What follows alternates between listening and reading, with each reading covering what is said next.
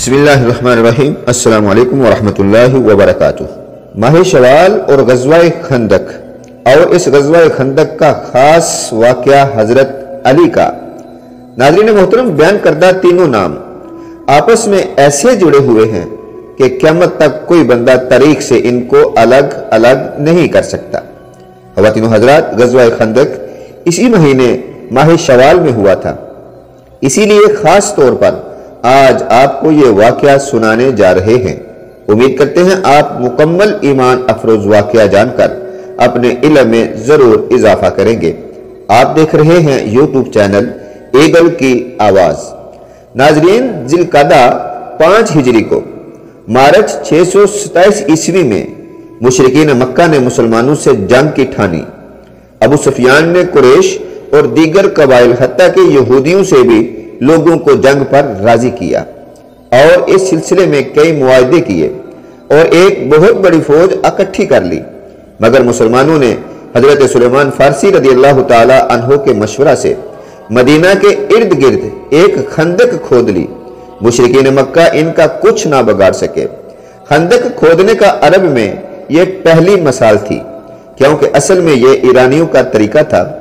ایک ماہ کے محاصرے اور اپنے بے شمار افراد کے قتل کے بعد مشرکین مایوس ہو کر واپس چلے گئے۔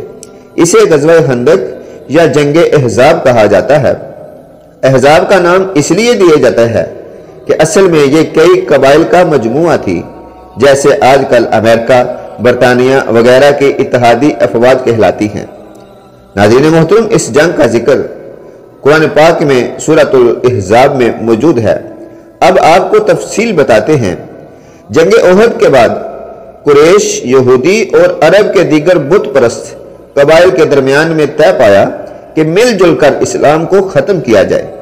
اس سلسلے میں پہلا معاہدہ قریش کے سردار ابو سفیان اور مدینہ سے نکالے جانے والے یہودی قبیلہ بنی نذیر کے درمیان میں ہوا۔ اس کے بعد بنی نذیر کے نمائندے نجد روانہ ہوئے اور وہاں کے مشرک قبائل غطفان اور بنی سلیم کو 1 سال تک خیبر کا محصول دے کر مسلمانوں کے خلاف جنگ پر آمادہ کیا۔ اسلام کے خلاف اس اتحاد کو قرآن نے احزاب کا نام دیا ہے۔ ان اتحاد میں ابو سفیان کی قیادت میں 4000 پیدل فوجی، 300 گھڑ سوار اور 1500 کے قریب اونٹوں پر سوار شامل تھے۔ دوسری بڑی طاقت قبیلہ غطفان کی تھی، جس کے 1000 سوار انینا کی قیادت میں تھے۔ اس کے علاوہ بنی مرہ کے 400، بنی شجاع کے 700 اور کچھ دیگر قبائل کے افراد بھی شامل تھے۔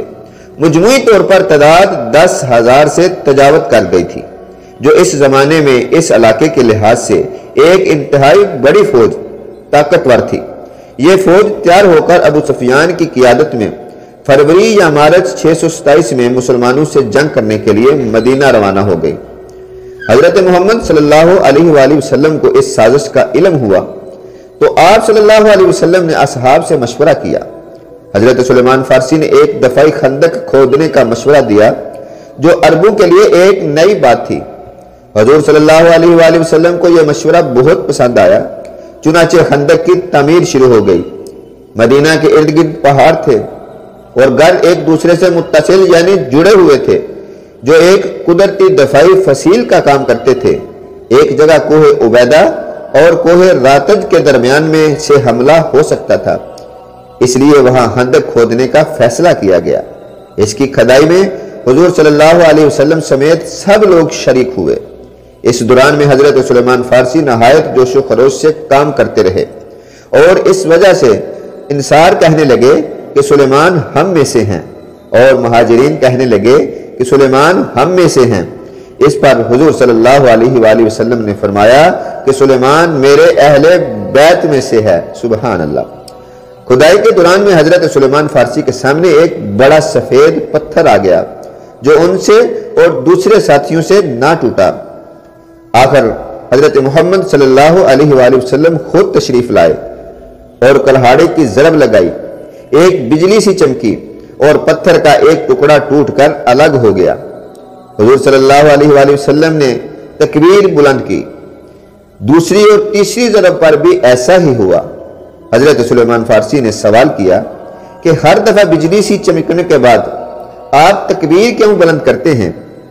حضور صلی اللہ علیہ وآلہ وسلم نے جواب دیا کہ جب پہلی دفعہ بجلی چمکی تو میں نے یمن اور صنعاء کے محلوں کو کھلتے دیکھا، دوسری مرتبہ بجلی چمکنے پر میں نے شام و مغرب کے کاخائے سرخ کو فتح ہوتے دیکھا، اور جب تیسری بار بجلی چمکی تو میں نے دیکھا کہ کاخائے کسرا میری امت کے ہاتھوں فتح ہو جائیں گے۔ سبحان اللہ، کیا نظر ہے رسول اللہ سرکار کی۔ ناظرین، 20 دن میں خندق مکمل ہو گئی جو تقریباً 5 کلومیٹر لمبی تھی، 5 ہاتھ تقریباً 2.25 سے 2.5 میٹر گہری تھی، اور اتنی چوڑی تھی کہ ایک گھڑ سوار جست لگا کر بھی پار نہ کر سکتا تھا۔ مسلمانوں کی تعداد 3000 کے قریب تھی جو 15 سال سے بڑے تھے اور جنگ میں حصہ لے سکتے تھے۔ خندق کھودنے کے 3 روز بعد دشمن کی فوج مدینہ پہنچ گئی اور خندق دیکھ کر مجبوراً رک گئی۔ ان کی عظیم فوج اس خندق کی وجہ سے ناکارہ ہو کر رہ گئی۔ کئی دن تک ان کے سپاہی خندق کو پار کرنے کی کوشش کرتے رہے۔ کچھ دن کے بعد عمرو بن عبدود کی قیادت میں 5 سواروں عمرو بن عبدود، اکرمہ بن ابو جیل، زرار بن خطاب، نوفل بن عبداللہ اور ابن ابی واہب نے خندق ایک کم چوڑی جگہ سے پار کر لیا۔ عمرو بن عبدود عرب کا مشہور سورما تھا اور اس کی دہشت سے لوگ کانپتے تھے۔ اس نے سپاہ اسلام کو للکار کر جنت کا مذاق بناتے ہوئے کہا کہ اے جنت کے دعوے داروں، کہاں ہو؟ کیا کوئی ہے جسے میں جنت کو روانہ کر دوں یا وہ مجھے دوزخ میں بھیج دے؟ اور اپنی بات کی تکرار کرتا رہا۔ حضور صلی اللہ علیہ وآلہ وسلم نے فرمایا کہ کوئی ہے جو اس کے شر کو ہمارے سروں سے دور کرے۔ ناظرین، حضرت علی المرتضیٰ نے آمادگی ظاہر فرمائی۔ اس وقت حضور صلی اللہ علیہ وآلہ وسلم نے ان کو اجازت نہ دی اور دوسری اور پھر تیسری دفعہ پوچھا۔ تینوں دفعہ حضرت علی شیر خدا ہی تیار ہوئے۔ سبحان اللہ۔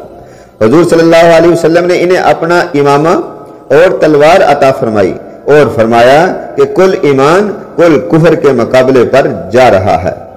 ایک سخت جنگ جس کے دوران میں گرد و غبار چھا گیا تھا اور نعرہ تکبیر کی آواز آئی۔ حضور صلی اللہ علیہ وآلہ وسلم نے فرمایا کہ خدا کی قسم، علی نے اسے قتل کر دیا ہے۔ عمرو بن عبدود کے قتل کی دہشت اتنی تھی کہ اس کے باقی ساتھی فرار ہونے لگے۔ نوفل بن عبداللہ فرار ہوتے وقت خندق میں گر گیا تھا، جسے نیچے اتر کر حضرت علی شیر خدا نے قتل کر دیا، باقی فرار ہو گئے۔ حضور صلی اللہ علیہ وسلم نے فرمایا کہ روز خندق علی کی ضرب تمام جن و انس کی عبادت سے افضل ہے۔ اس واقعہ یعنی عمرو کے قتل کے بعد کفار میں پھوٹ پڑ گئی۔ جب محاصرہ طول پکڑ گیا تو بنی قریظہ، قریش، غطفان اور دوسرے قبائل میں اختلافات نمودار ہونا شروع ہو گئے اور بد دلی پھیل گئی، ایک دوسرے کے بارے میں بدگمانی پیدا ہو گئی اور ایسے لوگ سامنے آنے لگے جو جنگ جاری رکھنے کے حامی نہیں تھے۔